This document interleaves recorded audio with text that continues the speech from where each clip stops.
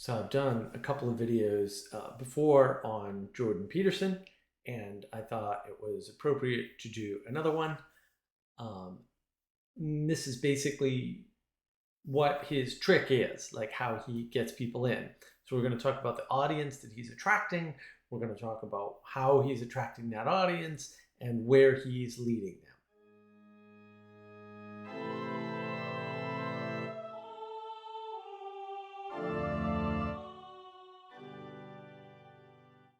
Previously, I have talked about Jordan Peterson in terms of what he's doing at Daily Wire, right? And that's an interesting video to sort of think about, like what's going on with this Daily Wire thing. And then I had two videos before that talking about, what did Jordan Peterson do, as in what's he up to, right? And that's sort of my take on some of the things that maybe you haven't heard before. And then I had another one on what else he did, right? Because there's more stuff. And I want to continue that and sort of add to it and talk about the audiences that he's reaching, why he's reaching them, and how he's actually pulling that off, because I think people are missing some of what's going on. And to do that, I'll need to put forth some framing. So very much framed within the meaning crisis. We have a meaning crisis, there's suicidality, all forms of addiction. We get new forms of addiction. It's not just drugs now, it's also pornography, it's also video games, right? Thrill seeking. There's all kinds of sort of new ways to get yourself in trouble and get reciprocally narrowed on addiction, right? We've got a generation or maybe two generations that are lost, right? They have this sort of sense where they don't fit in, they don't know how to belong anywhere, right? And all of this sort of leads to nihilism. And these people tend to cast the world in a way that the world is moving them, and they're not able to do anything about it. They're helpless, right? So it's not even that they don't fit in, but also they don't have any agency in the world. They don't have a way to interact with the world that's around them, and so the world becomes very oppressive. And again, this leads to nihilism. So Peterson's taking these people who are otherwise sort of lost or confused, bordering on nihilism, or at least in danger of bordering on nihilism, and he gives them a path out. Now, these sorts of people, I think, can be roughly divided into three buckets. Okay, the first bucket is people who are traumatized out of religion. So they had some religious exposure, they were in the church, maybe only when they were young, right? And then, they hit teenager years, they get rebellious, they get out of the church, they're like, this church is not for me, this religion is hokum, right? They hook up with, let's say, the New Atheists movement or some similar sort of movement, humanist movement, whatever, doesn't matter. And then Peterson reaches those people in a particular way, in a particular place, using particular tools. But then I propose there's also two other groups. There's the NONESs, the people who don't identify with religion. Now, these people aren't necessarily traumatized out of religion so much as they rejected it from the start. Okay, so either they got out of the church younger, or they got traumatized in a way that caused them to disengage with church. So even though they were going, they weren't really engaged anymore, right? And there's another group of people, NONESs, that don't identify, right? No religion, who never engaged with church. They have no experience whatsoever with a church. They don't know what a church is. They don't know why they should go. They don't see what business the church is doing. They can't fathom the importance of it, right? It looks very flat to them. It looks sort of like, why are you playing this game? This is silly. It's LARPing. It's crazy. It's pretend. It doesn't do anything. That's a totally different type of person from the other two types, because they don't have any references at all to the story. They don't have any familiarity with the story in the Bible, or the story in the Quran, or any of the other wisdom texts. They don't know what these things are for. And the way Peterson gets these different groups is, you can talk about his big draw, which seems to be the biblical series. So fair enough, we'll give it to the biblical series. I looked at the numbers. I did a little quick quick data analysis. Didn't do anything formal because math is boring and I hate it and it hates me. So, but I'm pretty good at just looking at numbers now and kind of like summarize them. It's not like there's 100 things to look at. The biblical series is definitely ahead. Although the staying power, the draw, looks to be relatively low. Some of this is due to the way YouTube algorithm works, but we won't get into that here. In that series, he's starting from a secular frame. It's called the psychological significance, right, of the biblical stories, right? So he's saying there's a psychological reason why you should engage with this book. That's very different from what everybody else is doing. Like if you're a theologian, you're going to give a theological reason, not a psychological reason, right? If you're a scholar, right, a literature scholar, you're going to give a literary reason, right? If you're somebody who's into symbolism, you might give a symbolic explanation for these things, right? And Peterson's draw is psychology. Psychology is really important. It's been stressed all over the place, maybe a little too much, maybe a little too little, who knows? It could be a bad frame. I'm not a particular fan of the psychological frame. So that's how he gets you in. But then what he does with that is different. So in the biblical series, he's just sort of, Bible, and here's why it's important with using psychology, right, to prove its importance. And that gets some of the traumatized Christians to say, oh, well, I'm a materialist and I've got this nice secular frame, right, or a modernist frame, or a frame of science, right? And then here's the science, psychology. I have my doubts, but whatever. And I'm going to use that and get back into the Bible and justify my faith that I previously had, revivify my faith using the psychological framing, using the secular framing. Fair enough, seems to work. But Maps of Meaning, which isn't that far behind the biblical lecture series, if you add up all the years, and sort of subtract out, like, say, 20% for crazy people who might have watched more than 1 year. Not me. Well, maybe I did. Even then, it's pretty close to the biblical series, capturing a lot of people with Maps of Meaning. A lot. So what's he doing in Maps of Meaning? Because he's not starting with the Bible. He doesn't really mention the Bible that much in Maps of Meaning. He goes through some biblical stories, sure, but that's not most of Maps of Meaning. It's not even a significant part, I would say. It may have the most impact to people for various reasons, right? But in terms of coverage time, it's very low. Most of Maps of Meaning is a scientific coverage. But if you sort of dissect Maps of Meaning carefully, and look, I didn't go back through my notes or any of that, but I can tell you right off the top of my head, because I remember it distinctly when I was watching. Maybe I saw it 3 times. But I remember he takes you back, starts from modern history, right? The right now stuff.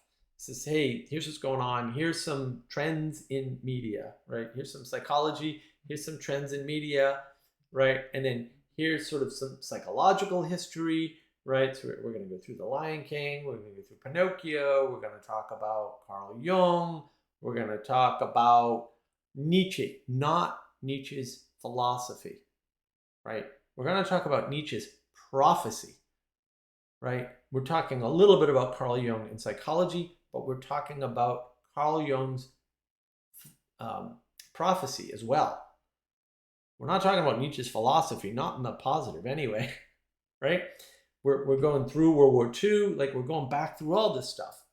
And so we're taking the current day and linking it to the past. And how far back does he go? Well, interestingly, he goes back to ancient Egypt. And I mean, look, he covers ancient Babylon, right? He covers the Sumerian stories, Marduk, Enkidu, that sort of thing, which is great stuff, by the way, if you're not familiar with the Sumerian mythology. That's the best.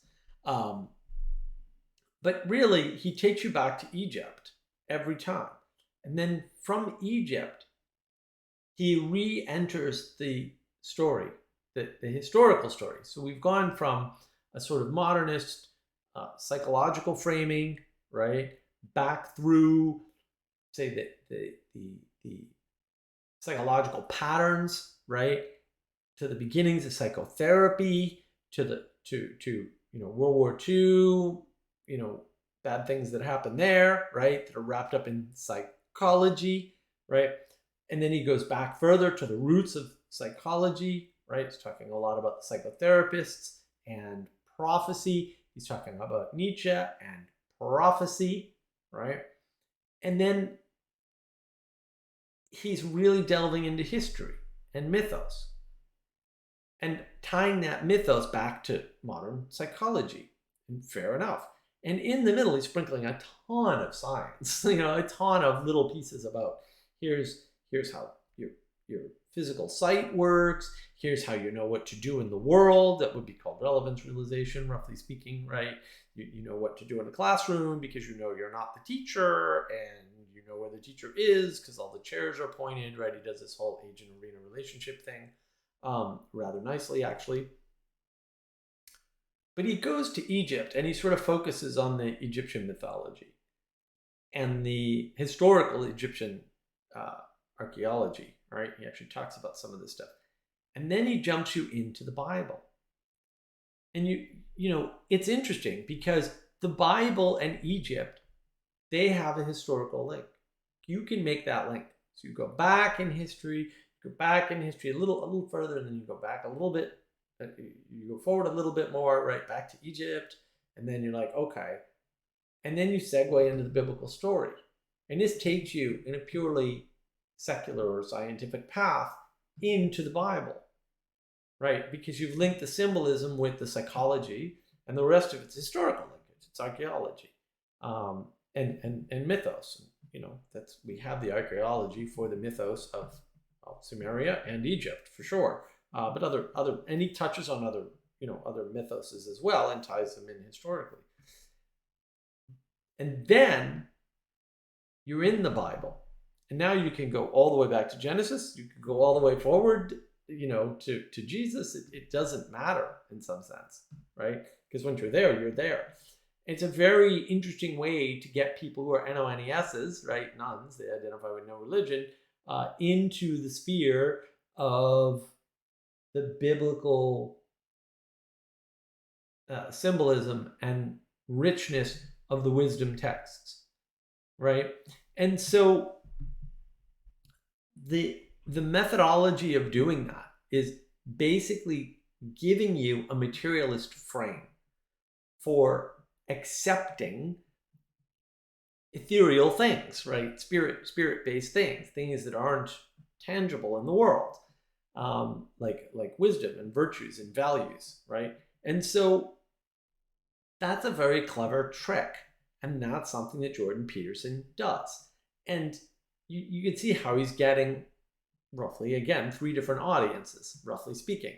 So the people who are particularly traumatized aren't going to see the Bible. The people who never had a biblical reference aren't going to see the Bible. And I've told this story before on Paul Vanderklay's channel in my first talk with him, which is well over a year ago now. I went to Catholic school for a while, and they made me read The Lion, the Witch, and the Wardrobe, which is a wonderful fantasy series, and I like fantasy and sci-fi, so I was all down with that.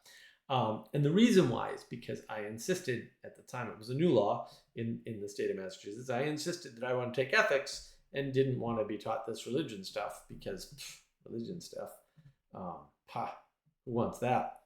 And I was the only one in the ethics course. They had to give it to me. They weren't happy about that. They weren't happy about the state law being changed.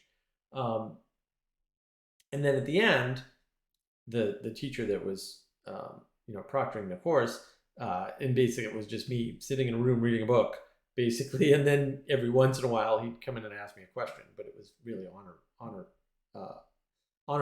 stuff. It was all on my personal honor that I would read the book. Of course I did. It was a wonderful book. So he asked me at the end, who does the lion represent? And I was like, what are you talking about? This is a fantasy story about children and strange creatures in an alternate world on the other side of a wardrobe, and there's a lion in it. And he's like, yeah, but don't you see a parallel between the lion and some other story? And I was like, no, because I'd never read another story like C.S. Lewis's Lion, the Witch, and the Wardrobe. So I was like, no, actually, I don't know of another story that has any of these parallels in it at all. Now, mind you, I'm in junior high at this point.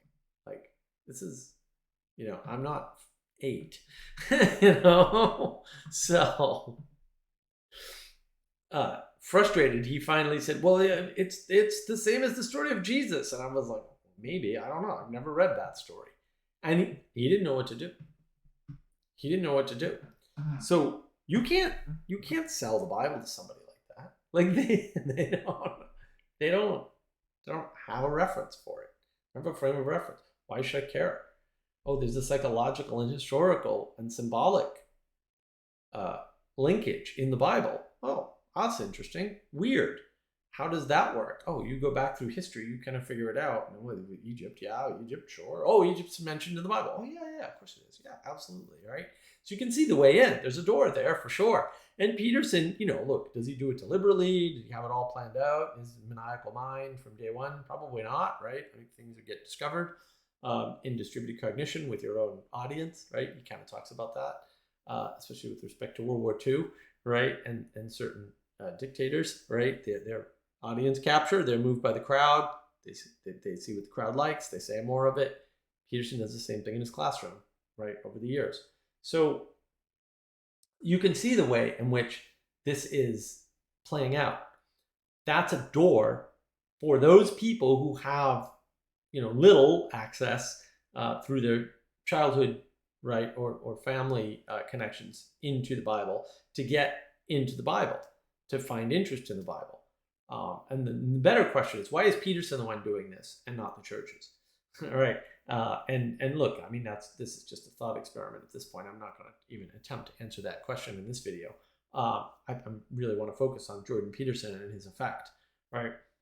So he's able to reach these people who otherwise have not been being reached at all by anyone, right?